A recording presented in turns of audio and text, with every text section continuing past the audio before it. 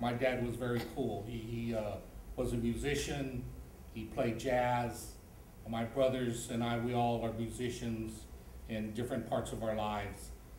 My brother underneath me is a serious musician.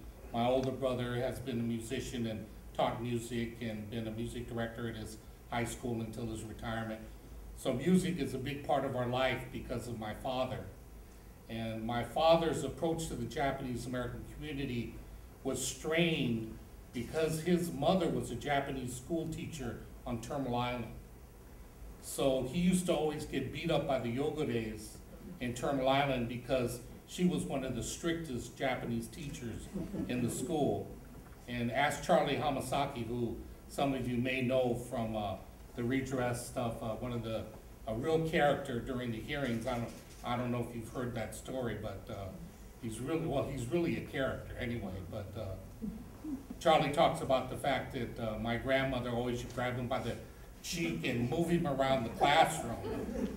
And so since my dad was always fighting with the other Japanese kids, he would always fight them with the Mexican kids that lived in Terminal Island.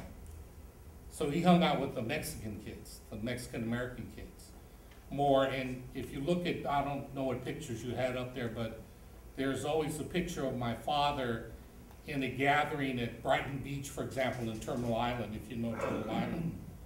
And there's the group together. My father's always separate. It seems like in every picture, there's always a little distance. And it's sort of a metaphor for, I think, how he felt about the community, that he was out of step. So we're from Gardena, just like a lot of interesting people from Gardena. You just honored Dale Manami in the Redress Reparations Anniversary Dinner as a great civil rights attorney. He's from Gardena. Your past president, the predecessor to Akemi, is Irene. Irene's from Gardena. Gardena, everybody knows, was a Japanese-American truck farming community that grew and evolved. You have the Kajis right here. They're Gardena folks. Gardena played a very strong role just in Japanese Americana in Southern California. But our family didn't go to the Gardena Baptist Church, as an example. We didn't play in the leagues in those days, just the fledgling athletic leagues. I always played in the park leagues because my dad was different, and my mom was from Elk Grove, so she wasn't from the area. And she was the Rock of Gibraltar. She anchored our family, so my father could be different. By the time my dad was 21, he had 2 sons. So in some ways, we felt like we grew up with him. He used to have hot rods. We always get stopped by the police because he didn't have fenders on his cars. There were hot rods. He used to ride the kids around on his motorcycles. He was different, and his friends were different. So for me, the Japanese American community wasn't necessarily something that I integrated with, nor my brothers, when we were growing up. My cousins were very involved in the Baptist church, so we knew about the Baptist church, but we would do different things. Just always felt out of sync with the Japanese American community. And our friends were neighborhood friends, Italian immigrants, Polish immigrants. We were more American than they were, you know, but that wouldn't be acknowledged just because of the way we look. So for me, when I was at Gardena High School with a lot of Japanese Americans, probably about 25% at that time, and Japanese Americans were involved in everything. We were the athletes, we were the most likely to succeed, student body presidents. Japanese Americans were very involved. And so I was on the cusp of that, and got involved in things and graduated in 1965. And like Lisa said, and Mitch, I think you put it very well, that we were molded by history. Things were happening at that time that you just couldn't deny. You know, the Vietnam War, they had already killed President Kennedy, and Dr. King, and then Bobby Kennedy, and this was in '68. Things happening, civil rights movement, wars on television, all kinds of things happening. I know this sounds like stereotyping, one of my dear friends was black. And she was sort of my counterpart. We're born on the same day.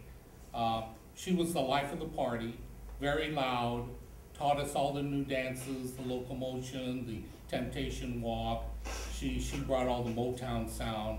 Then my white friends wanted to be surfers, so we did all the surfer stomp and all of the ventures and the surfer girl music and stuff. So a lot of different influences. Julie's family, traditionally, when they went to college, they went to the South, to a historically black college. So when we graduated from high school, people went different ways. I didn't quite know what I was doing. I went to El Camino College. Julie went to Knoxville University in the South.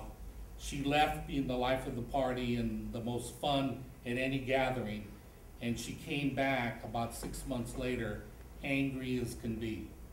Just angry, which made no sense to me. She was the party girl. She was the one we would go hang out with to have fun. And she came back angry. So I was trying to figure out, what is she angry about? You know, I didn't know what I was doing. I was trying to stay out of the draft. The magic number was 12 units. I didn't really understand the political nature of the war, but every once in a while you'd see a picture of an older Vietnamese woman and she looked like Obachan, you know what I mean? And there's just these connections, not knowing what was going on. I did inhale in those days like anybody else did that was part of that generation, and if they say they didn't, they're lying, including the president. So a lot was going, we were playing folk music, and so I was surfing, and all of these things are swirling around, and my good friend comes back, I'm looking, we're gonna go have some fun, and she's angry. So I started going with Julie to these different black events going on. It's clearly the weird person, only non-black. And then trying to figure out what I'm about, what the war is about, just a lot of questions. You know, it's that time of your life. You're out of high school, trying to figure out what to do next. And Julie took me to hear a guy named Stokely Carmichael speak. Stokely Carmichael was the second generation, and I don't want to go too long on this, but the second generation of the civil rights movement. The first generation is Dr. King, Robert Abernathy, the Southern Christian Leadership Conference. They're the ones that are talked about most. The young African Americans that were a part of the civil rights movement that were saying, we don't want to turn the other cheek. Someone attacks us, we're gonna fight back, was the generation where Black Power came out of it. That term was coined by Stokely Carmichael. So they were a lot more militant. And Stokely, one of his proud things that he said is that one march he was on with Dr. King, when they started the march, Dr. King used the word Negro. By the time the march was over, he used the term black. And black to them was a political consciousness, wasn't the color of your skin. It was a political consciousness. So Stokely Carmichael speaking, I'm the only non-African American in the park, South Park in Watts, and he says the most important thing for black people to do is to define themselves for themselves and by themselves. And I wasn't black, so it didn't say anything to me. But then a few moments later, I had this epiphany, the proverbial light goes on. And I just took what he said and I took out black, and I put in at that time Oriental, and it said the same thing to me.